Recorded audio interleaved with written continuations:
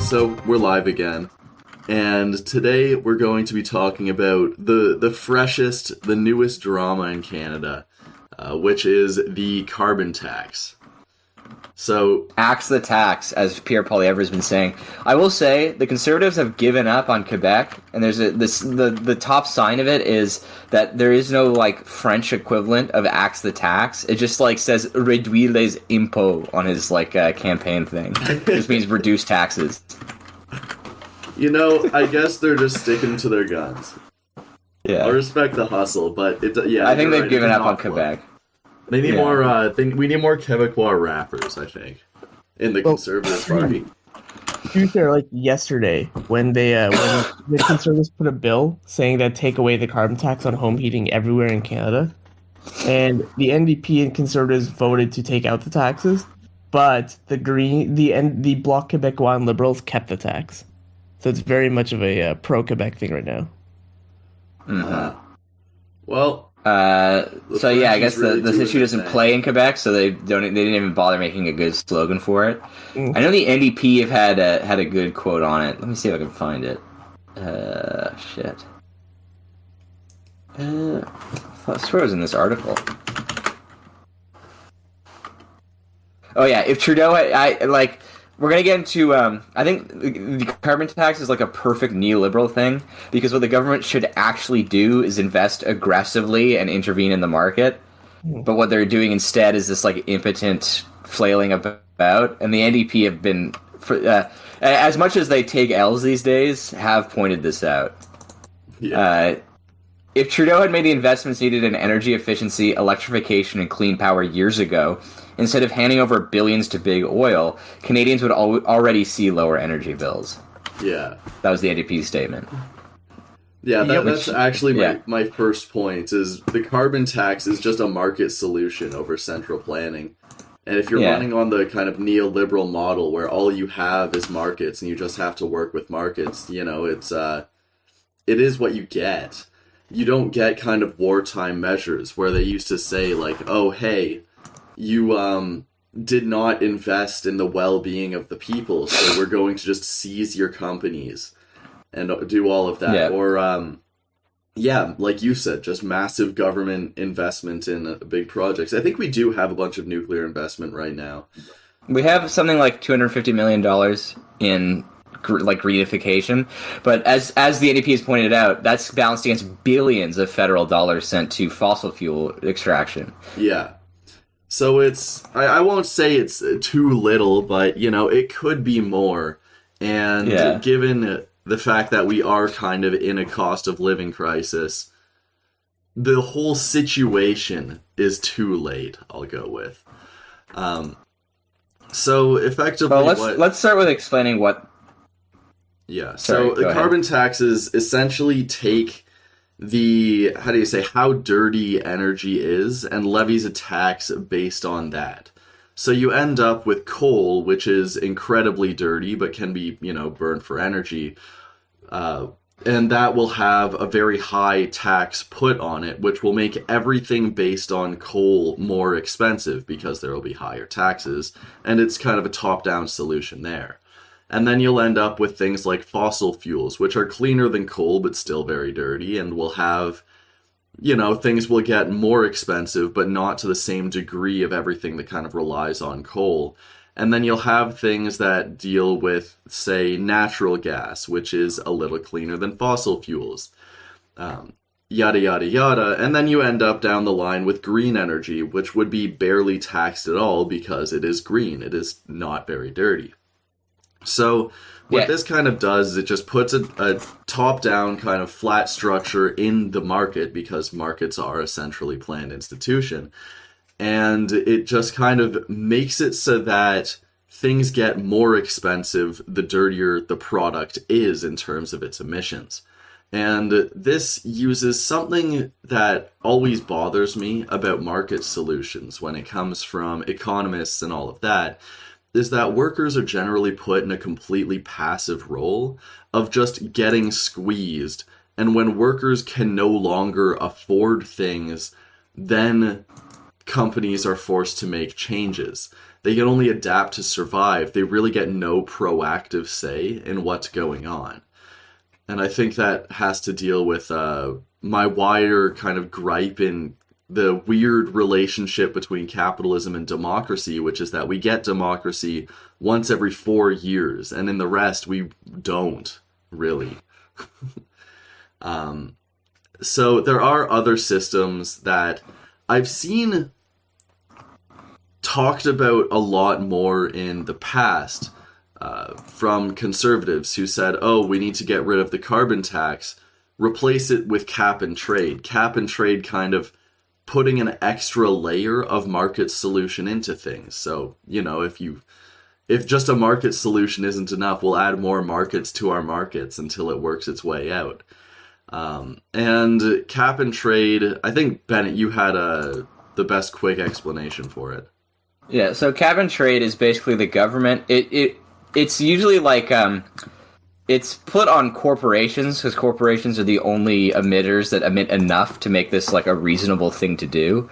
But generally, large-scale emitters are given a cap, like an emissions cap, that slowly decreases over time. So in year one, it might be 1 million tons of CO2 allowed, then like 850K, etc. So if a company emits below its cap, it can sell off the gap between what it actually emitted and what it was allowed to emit to other companies who exceed their cap. So companies are incentivized not just to reduce emissions so they stay below the cap and don't get fined, but they're also incentivized to reduce emissions so they can sell off the excess to other corporations.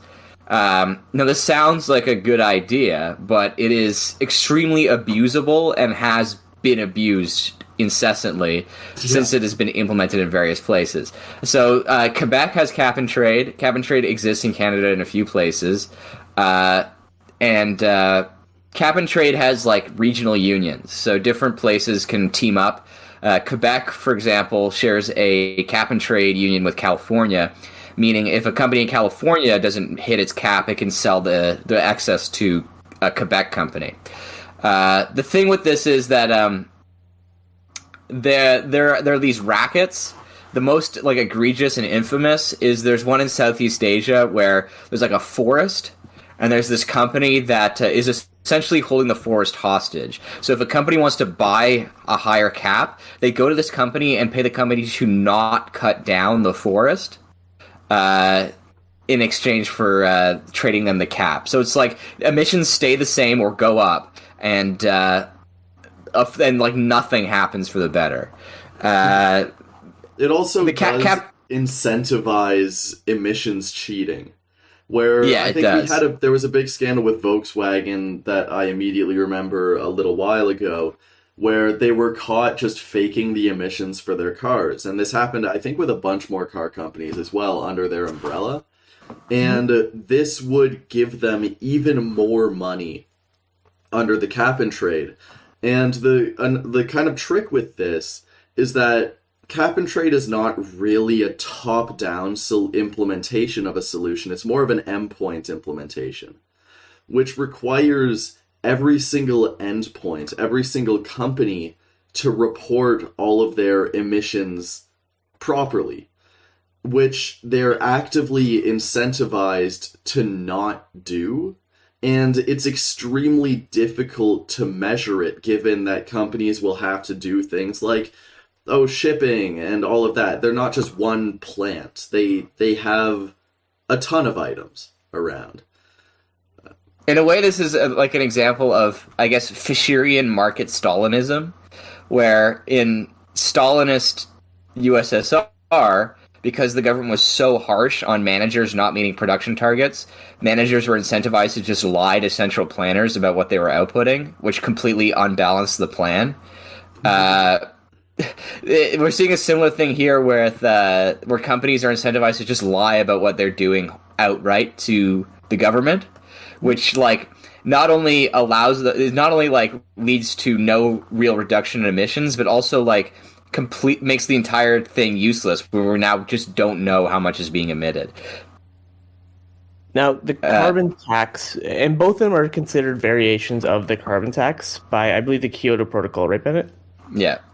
And so they've been used across the world, but they're not used in most countries, to be very honest. So, for example, this is a small map that shows the use of the carbon tax across the world. This is based off of a carbon price, and as you can Right. see, it takes like basically a bit of Europe and Canada and a bit of South America, South Africa, and Japan is the crux of it. Yeah. Well, like South Africa is not a well-off country, but it is a developed country, like an industrialized country. I feel like what this map is showing is that a lot of countries just aren't industrialized, and they're not going to hamstring themselves to prevent climate change. Like, they've got no benefits of the Industrial Revolution, and from their perspective, it's our fault that any of this is happening. So why should they give a shit? Well, I mean, I think yes, but if you look at it, the big countries which are not on this list include Germany, which is a massive industrial power. Yeah. The United States, which, I don't really have to explain how big they are. But the majority of countries on this list are Africa, Central Asia. Like, the U.S. and Germany don't have it. Yes. But neither does almost all of Africa and all of Central Asia. No, yeah, that's true as well. But my point is that, like, a lot of, even the big powers are not doing it at all. Yeah. And this is the carbon markets, or the carbon emission trading system is what's called. Europe is the most comprehensive, where there's one market basically for the EU. Mm-hmm. And so it's been used across the continent there. Then China is part of it, and then there's a sub-national one, which you mentioned before, which is Quebec and California. Yeah. The real question is, how has this impacted emissions over the time? Yeah, that's the whole point of this is to reduce emissions. So the next question is, does the carbon tax actually work for emissions reduction? So I did a little bit of general reading. Shrey will hit you guys with some actual data. But I've had my eye on carbon taxes and stuff like that for a little while, not very involved. And everything is based on economists a little bit ago saying this is the best, most efficient, guaranteed to work way. Nothing else will be nearly this good. It's all benefits with no downsides. But if you know anything about economics models, it's always in a void with a lot of assumptions. So one thing I kind of noted, now, I haven't done an in-depth reading of all the papers, I'm not even going to lie to you, but everything seemed very elastic. And it seemed like in these models, to me, you would just get people will stop using coal, and they'll just start using things like nuclear. But that only happens if you get giant nuclear plants, which a lot of private places aren't going to invest in because that shit is extremely expensive. And the government has been fairly slow to do that too. So I'm skeptical of a lot of these models. But yeah, I looked at a bunch of websites and they all seem to quote the exact same things. Everything seems to be based on economists agree. So I want to I think Shrey had some more numbers, so I wanted to see more of what we actually have. But yeah, it reeks of economists say the market is the best thing, and I don't buy that shit anymore. I've seen the market failures too many times. I've read too much into this. They've lost their trust. We'll go through the carbon taxes around the world and its impacts, and then we'll end off in Canada and show you exactly how it works in Canada, or how it used to work in Canada. We'll get to that at the end. But as a last point, I just want to note that economies did great before they had economists in the way we think of them now. They would just have people like lawyers and engineers making larger decisions. And can we please bring this back? I trust those guys to understand systems more than any economist. And I also trust them to be like, oh, nothing happens in a void. The idea that anything happens in a void will never cease to blow my mind. And yeah, Shrey, you're up. Just a little plea to get rid of all economists. Actually, first, even before journalists, honestly. So empirically, the evidence is across the world, it's mixed. Now, if we look at it, the biggest one, and Spencer I think alluded to this before, is that the reduction in coal usage has increased significantly the usage of coal has decreased significantly whenever a carbon tax is implemented, by a lot. Like, for example, in the UK, as soon as they implemented the carbon tax in 2013, coal was almost completely eliminated from their electrical production. And the same thing was noticed in Alberta, in British Columbia, and so forth. So this mainly impacted heavy industry the most. When it comes to consumer demands and consumers, there's what's believed to be like an S-shaped curve in how carbon emissions will go down. Where the idea is that, right now there's a carbon price. It's a low carbon price, so people will talk about it, but they won't make any changes. But as they increase the carbon price every single year on the fee for every ton of carbon, people will start making changes to their lives that will eventually decrease carbon emissions altogether. Overall, it's not been the most productive. So I have a little graph that you guys can see that I've posted. And this shows the carbon emissions from 2005, which is when we signed the Kyoto Protocol, all the way to 2020. And overall, the carbon emissions has decreased in most provinces. The only provinces where it's increased was Manitoba, Manitoba, and Alberta. But this was also 2020 when we were going through a worldwide pandemic, and that's the main reason it decreased. Not because of the carbon tax. Yeah, now, more or less. Who the I do have a graph here. Alberta to Alta? Yukon, YK. Most of these are pretty intuitive. Spare Newfoundland, which is brutalized, but it works. I made this graph. So I mixed two different naming conventions. I realized halfway through. So one convention is 4 letters, one convention is 2 letters. Okay, sorry, Shrey. I don't mean to rag on you. I love your graph. I thought this was a journalist and journalists I hold to a different standard than podcasters. But you can see this is another graph. This is from the Canadian government, which shows the greenhouse gas emissions. In 2019 was when the carbon tax was put in properly. Now, British Columbia was the first province to put in the carbon tax, and this was in 2008. Economists say that the carbon tax in British Columbia has reduced greenhouse gas emissions from between 5 to 15% since 2008. Now, their overall greenhouse gas emissions has only decreased by about 3%. So it hasn't really done much. Maybe probably because of population growth, but per capita has decreased. Mm-hmm. Now, I did also read the British Columbia study showed that it didn't meaningfully decrease productivity, except in carbon-intensive industries, which include all the industries needed to build housing, like concrete production and forestry and stuff. Which is just like, I don't think that was an intentional part of this program, but it is funny how it shakes out. Look, 2 houses built. Yeah. Never forget. But yeah, I guess the voice, instead of saying, oh, it's going to hugely decrease things, they're just going to change to, oh, it's totally stopped the increase in things.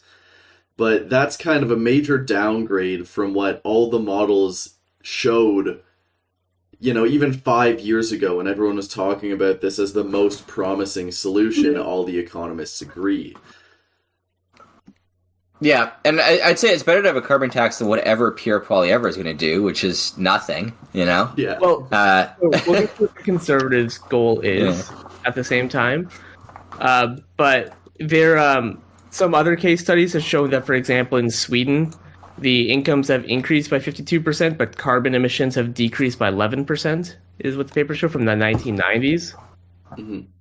So there is some evidence. I think what economists are really starting to say, that's what I was trying to mention, the S-shaped curve, is that it's going to take a while for humans to change their activities and their habits, but once they do, it'll become a massive increase. However, when that's going to happen, we're still trying to figure out. Well, I guess that's kind of like, oh, like with housing development and malls and plazas and stuff like that, people are boxed into like leases. They're Yep. actually living in a real spatial environment where they only go so far. They travel to their job and back home. Almost all of what people do is pretty repetitive.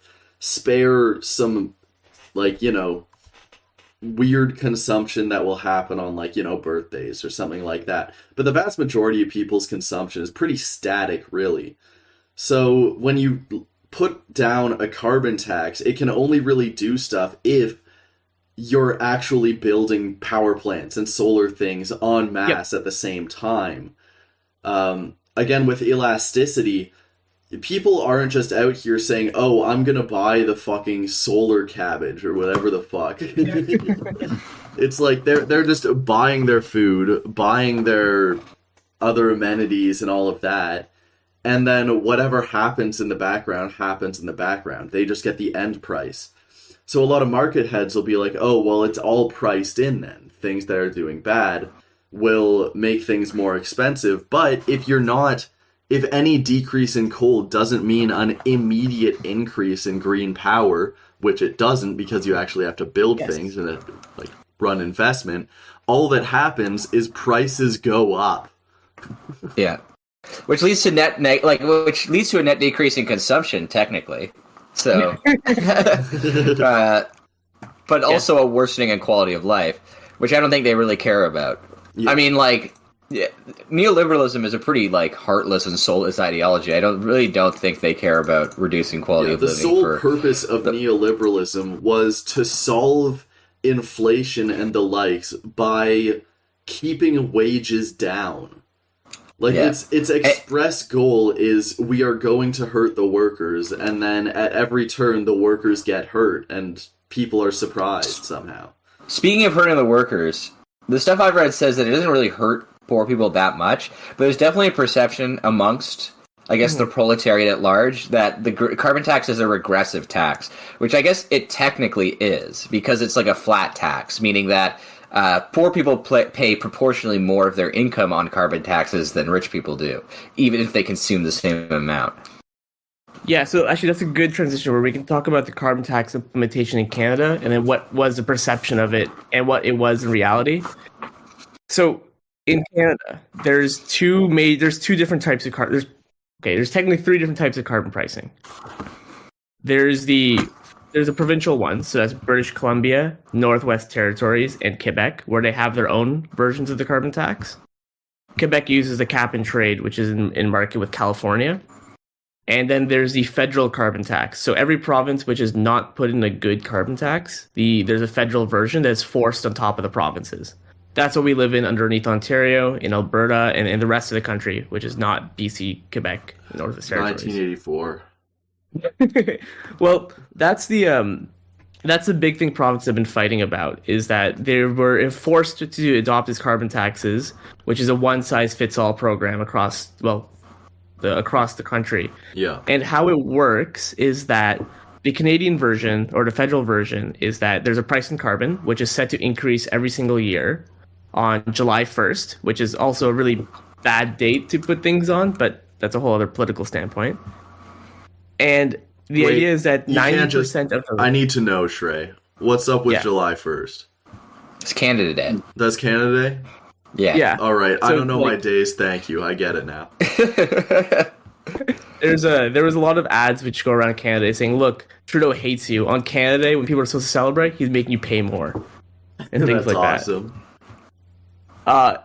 How it's supposed to work is that it's revenue neutral, quote unquote, where 90% of the money that comes in from the carbon tax is supposed to go back to the provinces and back in rebates to the people, where anyone who every single person across this country gets money a couple of times a year, regardless of how much carbon they've emitted. So it's like a flat rebate. Therefore, if you use less carbon, you actually make money off of these rebates. And that's supposed to take away the fact that it's regressive on poor people, because the idea is the richer you are, the more carbon you emit, so the more money you lose through these rebates. Yeah. Yeah. And then That's not the popular perception of it. No, people don't see that, mainly because every single day when you go to the gas station, or every single minute when you're heating your home, people see that a lot more than the rebates. Even though for the average person it's a net positive, the rebate. It's like plus a couple bucks at the end. Yes. I was reading the Persuaders, and one of the things that stood out to me was he was telling a story that they were trying to find about what made people vote certain ways when a lot of people really don't know what they're doing and they don't register the issues they're voting for. And they would ask people about their opinions on immigration, and one of the things they accounted for was whether or not there was hand sanitizer at the door. And based on whether there was hand sanitizer at the door or not, if there was, people were much more likely to hate immigration. And if there wasn't, people were much more likely to be okay with immigration. I'm pretty sure I have that correct.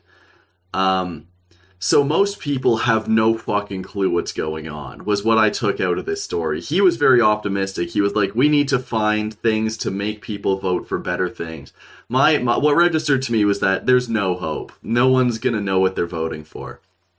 So yeah, when people see the gas station number is high when they fill up on gas, no one's reading into carbon tax. No one knows what the carbon tax is, and no one knows what cap and trade is. They just see a big number and they're angry, and Trudeau is the perfect punching dummy.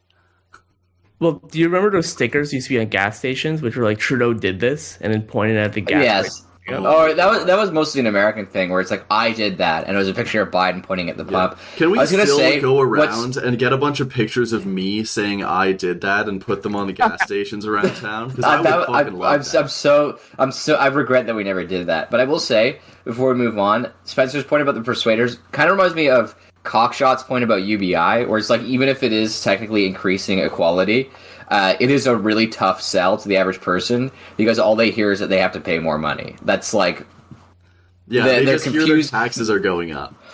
Yeah, the average person doesn't really know how taxes even work, so they like the fact that a rebate will net pay them. It doesn't matter. Like, they just reactionarily don't like it. It doesn't pass the sniff test. So I put two tables. This is from the Canadian government and the Ministry of Finance. This is how much each family gets from the carbon tax rebates. So if you live in Ontario, you get $976 every year as part of the carbon tax rebate. Now, the question is, do you lose money on this? So the idea is, do you spend $976 worth of gas and heating every year on it?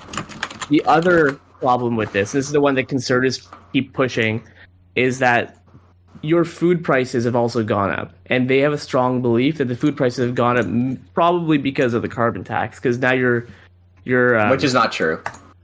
Is it? Yeah, the carbon tax is causing inflation, is the idea. That's bullshit. I'm sorry, that's not true. There's no fucking way. Okay, sorry to interrupt before you move on. When people hear $976 on the increase in gas prices because of the carbon tax, most people will say, "Hey, I spend more than $976 on gas," and that's where they'll stop. Well, the logic for that's a part of it. And the other part of it is that the logic for the food prices is that if we're putting a carbon tax on the gas, which people are using to drive the products around and the food around, and we're putting a carbon tax on the people who are producing the foods, and then we're putting a carbon tax on the grocery store selling me the foods, it's going to be passed on to the consumer some way. Yeah. The only way to confirm that is to see if if inflation goes up around the same time as the increase on the carbon fee every year on July 1st. Luckily, we know that inflation is actually from Justin Trudeau walking around stores and stealing syrup handles. Yeah. So it can't. I guess like the carbon tax, whether or not it causes inflation, and I'm highly skeptical that it has a meaningful impact on inflation. Yeah. What people really want to do is blame Trudeau for inflation, and the carbon tax is just one way to do that. Mm-hmm. Yes, that's what it comes down to. I guess that is kind of another point in why it's rough being a politician that's been elected for a long time. is you just end up with a growing list of policies that can be attributed to you, and then or attributed. Who the fuck knows, dog? Both pronunciations are correct. Oh my god! I thought English, dog. We gotta switch to Mandarin or something, a language that makes sense. But English, anyways, I will say, it's pretty versatile. You know, Yeah, it is. don't hit on it too much. look. I don't know if they can get skibbity toilet in Mandarin. Does that work? Skibidi toilet's not even in English. It is now. But yeah, you just end up with a growing list of policies, and then something will happen, and all of it will be attributed to your growing list of policies. It can no longer be blamed on the last guy because it's been too long. So it all ends up on you. I mean, that's just the way. Unfortunately, everything will work in the way that's right. There's no reset button on your own victories. With He's so fucking tired of winning. I strongly believe that the day the carbon tax died in Canada, or at least started losing most of its momentum, was the day that the Americans decided, instead of using a carbon tax, they used the more Chinese version, the more authoritarian version of just giving companies money to upgrade all their systems. Yeah. Which is, I think a better idea, but Like, Hey guys, the day it's the kind of cool that you IRA have this carbon tax. I just didn't expect it to be in Chinese.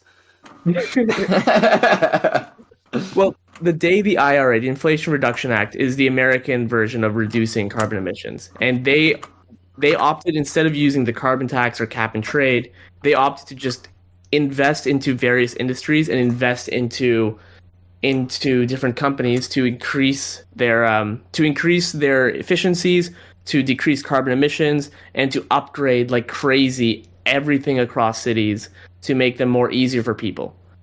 And what's ended up happening was that the Conservative Party of Canada, for that matter, and the New Democrats, decided that the carbon tax kind of sucks, and we're going to go with that method instead to do it. So if Pierre Poilievre wins, his plan is to, as he calls it, invest in technologies, not increase taxes. This would be so dope if Poilievre won and was just like a Leninist. And it was like, oh yeah, we're going to invest. We just forgot to say that we are going to own it now. Well, that's what it's become, is that the American solution, and what looks like it's gaining steam in Canada, probably because of it, is that instead of owning anything, right? No government owns anything in this world. Yeah. It's investing in companies and giving basically free money to companies to invest in themselves and become more carbon efficient. Now, theoretically, they'll pass that on to the consumer. I doubt it, but that's a whole other thing. Yeah, wins are never getting passed on to the consumer. Losses always are. Unless it's like somehow specifically mandated. But capitalism really fundamentally does not like the idea of a maximum rate of profit. And this is something that actually the Liberals did try once. I'm not sure if you guys remember this, but a couple of years ago, the Liberals gave companies money in order to decrease carbon emissions, and one of the companies that got it was Loblaw, where they got $12 million to upgrade their fridges to make the fridges more efficient. But people just saw that as a way to give free money to Loblaw, and Loblaw just got hit by the bread fixing scandal at that time, so it was even worse. Yeah. Loblaw's... They're actually like the CEO of evil. It's pretty funny. The public perception of Loblaw is really rough. But one thing that I see, because earlier we talked about how so far it hasn't led to a notable decrease, but it just seems that the carbon emissions are not increasing as significantly, / are barely decreasing right now. But one thing that particularly makes me nervous is that, you know how there's the whole, we can't pass 5 degrees of climate change or else it'll lead to cascading effects and shit will be really bad, yada, yada, yada. That's like one limit that we in theory know about, like a natural limit that we cannot pass. But what really kind of worries me is our information. Like, the more we do shit, the more we realize that we really don't know what we're doing. We implement the carbon tax and we're like, oh, this is the best solution. It's the most efficient solution. Everything is perfect. And then it is kind of dubious, its effects. And, then again, it is fairly early on. It is early I'll leave on. it there. But what if there are other natural limits that we just don't know about yet, that we don't know how to check for? Like, what if just something gets fucked up with mosquitoes, and that happens at a specific earlier temperature or earlier conditions for whatever reasons? And mosquitoes are shockingly important, I believe, for ecosystems. So, like, I guess I'm very pro just seizing things, fixing them up, and if you are a market head, then bring it back to a regulated market, a la end of Golden Age, Keynesian era, stuff like that. But Yeah. I'm getting worried that we're dangerously close to passing a lot of these natural limits, or are passing them currently, or have passed them, who knows, that we just aren't aware of, and we're only going to know retroactively looking at things like, oh, we really fucked up, didn't we? Well, I'm a strong believer in that because one of the issues I see with the carbon tax is, like I think Spencer said before, it's very reactive, right? You increase the price in carbon and say, okay, now things are becoming more expensive. In order to compete with the rest of the market, I have to change my infrastructure internally. I have to change the way I'm shipping things, whatever. But that takes a lot of time to upgrade, and that's only going to happen once you increase the amount so much that it becomes difficult. Yeah. But if you increase it too fast, then the regular consumer gets hit way too hard on just things like gas prices. Mm-hmm. And so in order for change to trickle through the market, it takes a long time. And that's my big fear about this, is if we are truly in a crisis, is it really worth waiting 10 years for the market to correct itself? Yeah, I've seen that quote, which is like, oh, when what is it? When a statistic or a measure of some sort becomes a goal, that means you've already lost. And I feel like that 5% climate change thing, which is like, oh, this is the natural limit. Then the thing to do if you're a company is to not be the first one to drop out of that race. You want to make your money until you're closer to that limit and then stop. It's kind of like an economic crisis. You don't want to be the first one betting on a downturn or you can lose all your money. You want to be the last one betting on a downturn and the first one back in the market. So as we approach that limit, I feel like that's kind of happening. And I guess the carbon tax is a way of putting that slower pressure on. But I fear that everything still says, oh, coal will be nearly gone by like 2045, 2050 is the goal. And that's a long time away. We need a China-esque infrastructure thing, a New Deal-esque infrastructure thing, build a fuck ton of green energy, and then we can just say, hey, we don't need coal anymore. Like, it won't be elastically replaced. It needs to be real world replaced. Yeah. To be fair, Alberta and Ontario have actually both eliminated coal. Yeah. Which is a good thing. Now in Alberta, they this was back in 2016. They said we're going to eliminate coal by 2030, and they were able to do it 7 years early. So actually eliminate coal earlier this year. Yeah. The coal companies did sue the government and win, so they had to pay them $1.3 billion. But that's a separate. Of course. Fuck it. This is reminiscent of back when slavery was abolished. Yeah. Was it Britain had to pay reparations to the slave owners for lost profits? Yeah, they did pay reparations. That was the only way to get it through Parliament, to be fair, because so many slave owners in Parliament. The most egregious, though, for reparations paid for abolishing slavery is the peace treaty between Haiti and France that ended the Haitian Revolution imposed a similar measure on the Haitian government to pay France's slave-owning population. Unreal. And I think Haiti didn't finish paying the reparations until like the late 20th century. And then you wonder why Haiti's development's been slowed down. So. Yeah. At least when Britain paid off the slave owners, they didn't make the slaves pay it off. Now, what is happening to the carbon tax is what's causing all the drama now. So for the longest time, the conservatives have been against the carbon tax. They keep talking about investing in technology. The New Democrats have been quietly in support of the carbon tax, but they believe that the poor people should be paying a lot of it. Yeah. What the Liberals have been doing until about a month ago have been very, very, very fair and said, you know what? Everyone pays the carbon tax. No questions, no ifs or buts. Everyone pays it. However, this was causing a huge problem in Atlantic Canada, where in Atlantic Canada, people are already economically depressed and usually poorer than the rest of the country. And so a lot of the Atlantic Canadians didn't have the money to upgrade their houses, period. What was happening was that about 3% of Canadians, or a large part of Atlantic Canada, uses heating oil, which is the dirtiest version to heat your house outside of coal. And I don't think anyone's really heating their house with coal anymore. Yeah. And so the carbon tax was hitting Atlantic Canada really, really hard. And what this led to was all the Liberal MPs in Atlantic Canada basically revolting and forcing the government to put an exemption on heating oil in Atlantic Canada. Mm-hmm. So for the very first time in about 5 years, the Liberals blinked and put an exemption on heating oil, or putting an exemption anywhere across the country.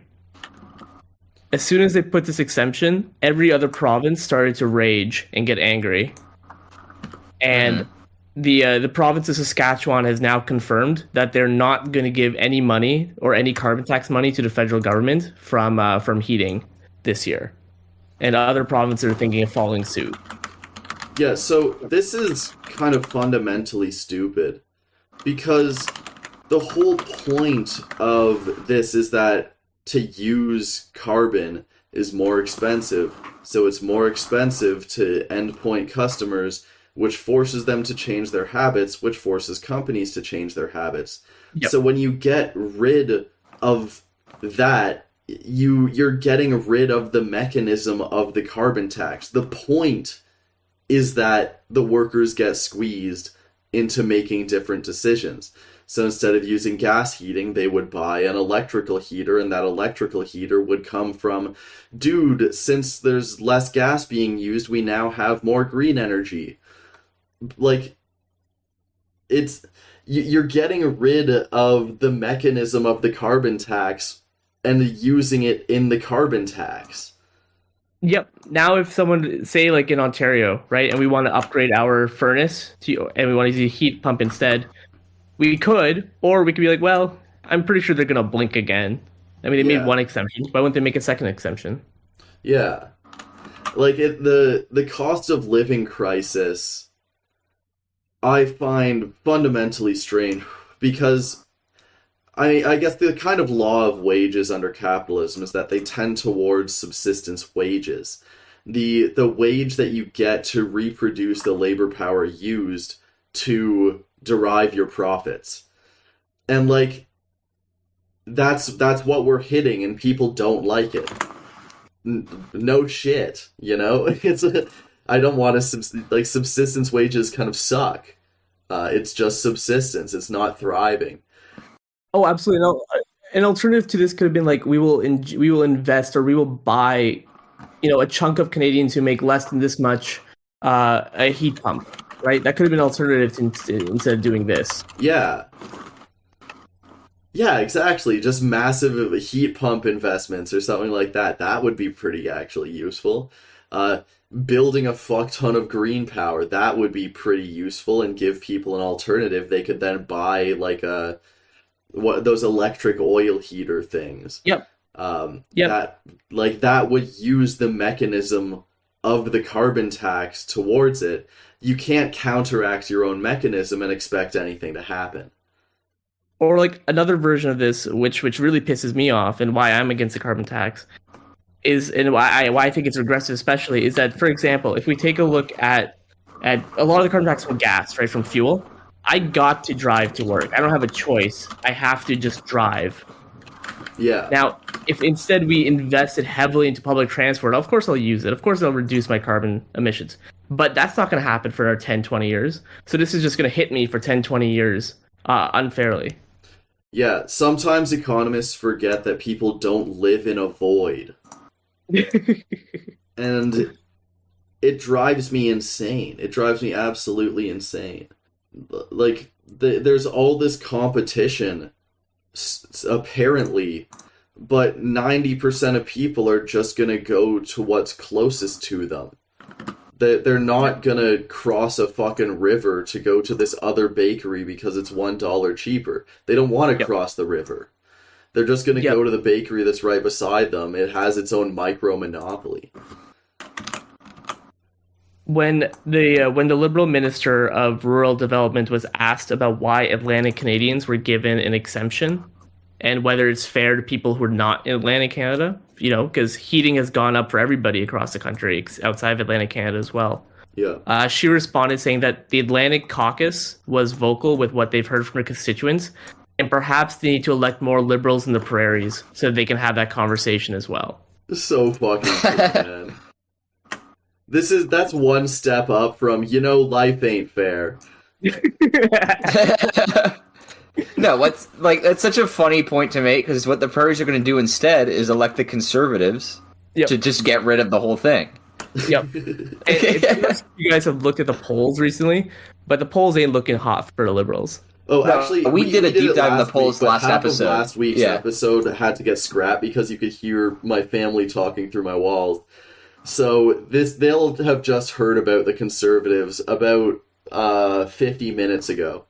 And also, Shrey, last time you were on the show, we did talk about abysmal polling numbers for every party except the Conservatives, right?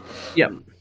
Yeah. So we've definitely covered extensively that the Conservatives are set to just absolutely sweep, like in a victory that we haven't seen in a long time. Yeah. But it's like such a racket ring thing, right? Like, hey, if you vote for us, then we'll talk to you, kind of thing, which is just such a mask-off moment for the Liberals. Yeah, it really, I mean, I don't know if the Liberals, I guess the Liberals pretend to not be a party of, like, pure patronage. Yeah. It's like, neoliberalism sells itself as post-ideological. I think the Liberal Party of Canada might be the real only post-ideological party in the world. Maybe. They do kind of just think they're gonna win. Yeah. And the Liberal Party just cares about winning. That's like... Yeah. And then it's kind of like... I guess it's like Japan's Liberal Party. Like, not in the sense that they agree one-to-one, because Japan's Liberal Party is basically like a fascist party. But, dude, they're the same thing. In Japan is like a de facto one-party state where the Liberal Party just wins every election. But the way you get stuff done as like a special interest group in Japan is you infiltrate the Liberal Democrats, win a local election, and then exert influence as kind of like a vote in Parliament. And I guess that's what the Liberals do in this country too. Honestly, I think one-party governments are just better than two-party government. Like, I think, yeah. This is something I got from Zizek, actually. What a guy. And he was talking about China and how they have, like, one party always wins. They have a second party, and if that second party ever starts to get popular, that the big party just has to adopt whatever policy was making the other party more popular. And they just do that. And that's like a decent system compared to us, where we'll get offered two of almost identical platforms with a few little changes, and we get to vote for just about the same thing. That one seems much more organic to me.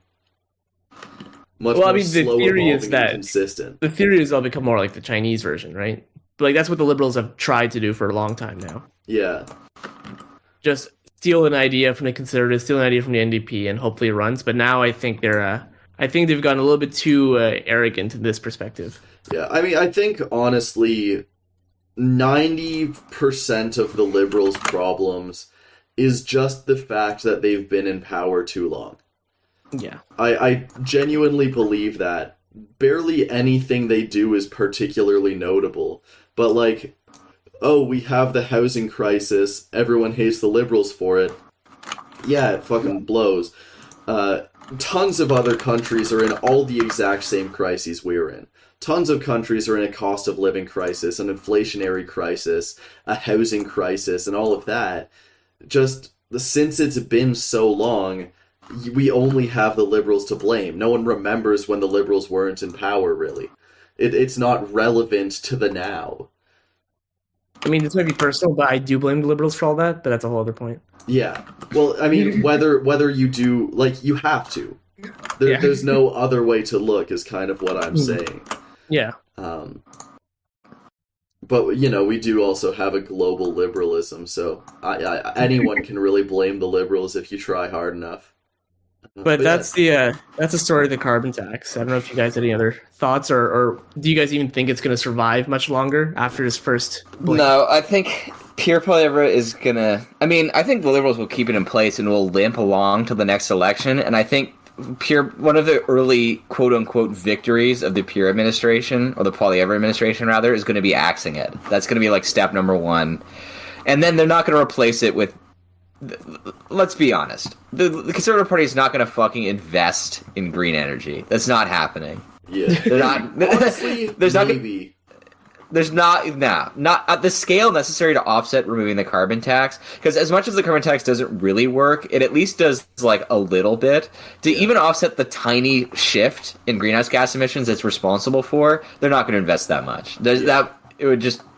It's counter the conservatives' cult of the balanced budget to even try it. Yeah. Well, I am curious because I know the Ford government has done a huge amount of investment in public transit. Like that's been their big thing, is just public transit everywhere and all the time.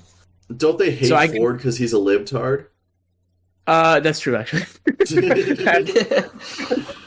But yeah, I could see, like, there is an outside chance that they just decide to put $1 trillion gazillion into green energy. But I'd put it as pretty unlikely. I guess we got to see what the platform says, eh? With the conservatives. I know that the conservatives are obsessed with carbon capture right now, which has not been proven to be effective yet, but who knows? Yeah. I, at about 1:30 a.m., just wrote down market worlders at the end of my notes here. So I'm going to just guess and check what my brain was up to at 1:30 a.m.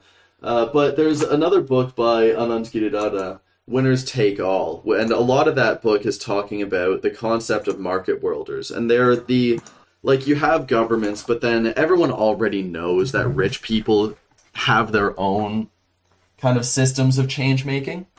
And that book was amazing. Read it, by the way.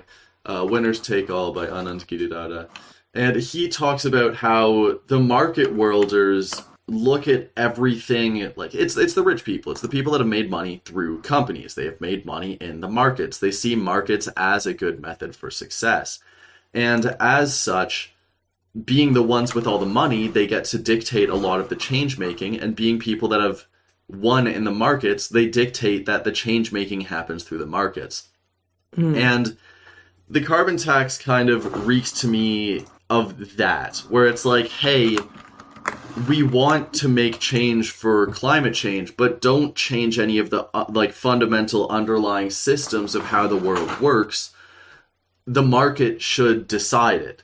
So I can invest in my company to try to make it so that there's less change. Now, this is a good thing, but it doesn't change the underlying systems, really. It's all stuff that could be undone, and there is an active incentive to undo it, which makes it a little shaky in its, bedrock foundations. But yeah, it also just has this whole, it is literally business stuff, so it makes sense to have this business ontology, but I guess I'll call it neoliberal market ontology, where it's do not think about anything else. Do not think about wartime measures. Do not think about democratic planning or central planning. Don't think about anything. Just let the market work its magic, and hopefully at the end of the day it works out. Don't think about what would happen if it doesn't, because the market always knows. I strongly believe that the carbon tax was enacted maybe 30 or 40 years earlier, like just after World War II. Maybe it could have worked, Yeah, but it's way too late to do that now. yeah. I mean, It's if also the way second- too little. If the second we learned that oil companies and gas companies were a factor for climate change in like 1971 or whatever it was. Yeah. If Even the earlier. carbon tax It was was like the implemented 60s. then, it could be really slow increment, and it probably by now would have had a notable effect because certain things would have been so expensive. But we can't do that. We have to act only reactively when things start getting so bad. We have to, like, instead of making people's lives better, the government is dedicated to stopping capitalism from just consuming itself and destroying itself. Which is what it's always done, to be fair. It's like basically the function of a capitalist state is to prevent capitalism from eating itself to death. Yeah. And we haven't so, done like, a that's good not- job recently. That's not unexpected. The other thing is that it's like, I think one thing that paralyzed early reaction to climate change was A, oil companies knew it was happening about 10 to 15 years before anyone else and deliberately covered it up. So there's that issue. The other issue is that, like, we didn't really understand climate change for a good 10 to 20 years after we discovered it. Like, I feel like one of the big causes of climate change denialism is old people who remember how much the narrative shifted in the early days of modern climate science. Like, early on, there was, like, an idea that actually, we're going to have global cooling, not global warming. Like, the world's going to freeze. And then they realized that's not true. The models show that it will actually warm up. And then they were like, we're actually going to have global warming. And stuff like that, I think, kind of poisoned the brains of a lot of boomers who were like, so it's all made up then. That's what they think now. A lot of people see science not as an organic thing that's built on incrementally and slowly and always adapting. They see it as, these are the facts, they are unchanging, science is actually real. And I feel like that's a kind of ideology that has very much poisoned the well of scientific discovery, is that scientists need to be backing up all the current things. Like, we talk about economics, is that everyone says, economics is how the economy works and stuff like that, and we need the kind of free market economics, but you can't go against that or else it's no longer the science. Like, it's outside of the science. But what I'm saying is that it's like, the carbon tax could never have worked because the time frame needed for it to save us just by itself is so long that, like, it needs to be before we even understand how climate change works. Like, it's too long-term a solution to a problem that is getting more and more short-term. Yeah. I mean, science has always had trouble with communicating a lot of these things because everyone just thinks science is like a fact, right? But that's good. It's very organic. There's a lot of development in the processes. One of my professor's colleagues, she does a lot of genetic work, right? And accidentally put out a tweet saying something about how, or not put out a tweet, put out a paper where if you read it in a certain way, it sounds like vaccines are bad. And she instantly became a superstar in the anti-vax world, much to her sadness. But the fact of the matter is that they can't be facts all the time, right? There is different models that are going up, and like Bennett, you were saying, every once in a while, I get those memes which are like, climate change was supposed to destroy the world by 2020, then it crosses out, 2018 crosses out, and so forth all the way back. Yeah. I remember actually thinking of that. I remember in first year learning how vaccines worked, and it was that, like, when people first take a vaccine, it helps the population a ton, but then every year after that, it helps the population less and less and less as, things adapt. But it will never be as bad as it was before the vaccines. And this is for things that always happen, like flus. There are diseases that have been eliminated. And I think a lot of people came out of that course with some misconceptions from extrapolating that model beyond its bounds, when its bounds were very deliberately defined to show how that shit was working. But Yeah, they probably just extrapolated it to like, oh, if this pattern continues indefinitely, the fact that there's a general upwards trend, even though it's decreasing, means it will eventually pass. It won't be asymptotic. But anyways, that's besides the point. That's not a carbon tax anymore. All right. Well, yeah, do we have any about final out. thoughts on the carbon tax then? Yeah, guys, comment below about why you hate taxes. Like, subscribe. I actually love taxes. That's the thing. I come from a family background of anti-government pro-tax. That's pretty funny. Which is that's like that's some like Jesus Christ shit. Yeah, that's some render unto Caesar shit. Carbon tax it's not great, but like whatever the conservatives are going to cook up is probably going to be much worse. So yeah, we I'm need a tentatively compelling pro it. alternative, and we don't have that right now. We're not allowed it. The New Democrats think we should probably like invest in things. Yeah, listen. I'll vote for the Communist Party if they're in whatever riding I live in on the next election. But failing that, I won't feel too bad about voting NDP. Yeah. Look, you could be the Communist Party in your riding. Too much work. Yeah. Remember, I'm a communist. I'm lazy. Exactly. I'm a communist because I don't want to work. Yeah, exactly. All right. Thanks for listening, guys. Good episode. All right. See you guys. Bye. Bye.